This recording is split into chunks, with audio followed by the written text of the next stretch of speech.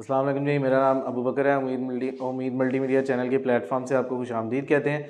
आज हम डे 19 में क्लास 7 की साइंस पर बात करेंगे।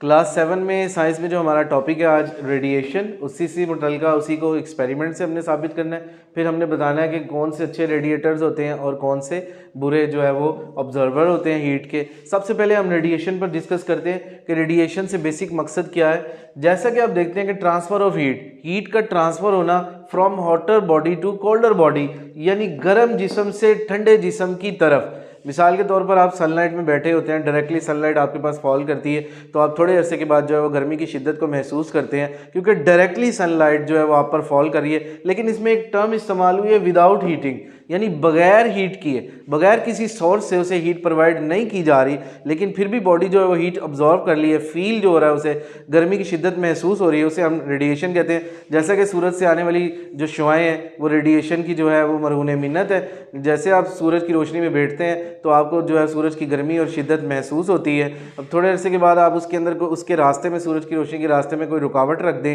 या कोई दीवार रख दें या कोई जो है वो कार्डबोर्ड रख दिया जाए या कोई ऐसी चीज़ रख दिया जाए जिससे सूरज की रोशनी डायरेक्टली आप तक ना पहुंचे, तो आप हीट फील नहीं करेंगे। तो ये भी रेडिएशन की एक एग्जांपल है। इस बात को हम साबित करने के लिए एक्सपेरिमेंट करते हैं। एक्सपेरिमेंट में हमने दो कैन लेते हैं, एक है ब्लैक कलर का कैन और एक है सिल्वर कलर का कैन। दोनों को हाफ जो है वो हाफ फिल्ड वाटर कर देते हैं। सबसे पहले जो है वो ब्लैक कलर के कैन को लेते हैं, उसको जो है वो आधा पानी से आपने भर दिया। थोड़ी देर के बाद जो है वो आप इसे 10 मिनट तक सूरज की रोशनी में रखेंगे। 10 मिनट तक सूरज की रोशनी में रखने के बाद इसके अंदर थर्मामीटर रखेंगे और इसका टेम्परेचर नोट करेंगे। आप देखेंगे क्योंकि ये ब्लैक कलर जो है वो हीट का अच्छा जो है वो अब्जॉर्बर होता है और अच्छा ही रेडिएटर होता है। हीट को अब्जॉर्बर का मतलब अच्छे तरीके से जज्ब करता है, अपने अंदर समा लेता है हीट को। इसी तरीके से जो है वो ये अब्जॉर्बर भी अच्छा है और रेडिएटर भी अच्छा है। जितनी ज़्यादा उसके अंदर हीट जज्ब होगी उतनी ही ज़्यादा उसमें से हीट खारिज भी होगी। रेडिएट का मतलब खारिज होना।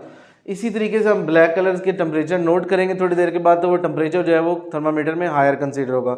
इसी तरह अब आप सिल्वर कलर के जो है वो कैन की तरफ आते हैं। अब उसमें भी हाफ थर्ड पानी का जो है वो आधा पानी से भर लेते हैं। 10 मिनट के लिए इसको भी सूरज की रोशनी में रखते हैं और इसका टेम्परेचर जो है नोट करते हैं। लेकिन इसका टेम्परेचर ब्लैक कलर वाले कैन की निस्बत इतना ज़्यादा हायर नहीं होगा, क्योंकि सिल्वर कलर जो है, सिल्वर कलर की जो सतह होती है वो सूरज की शुआओं को जो है वो अच्छे तरीके से जज्ब नहीं कर पाती और वो सूरज की शुआओं को इमिट कर देती है।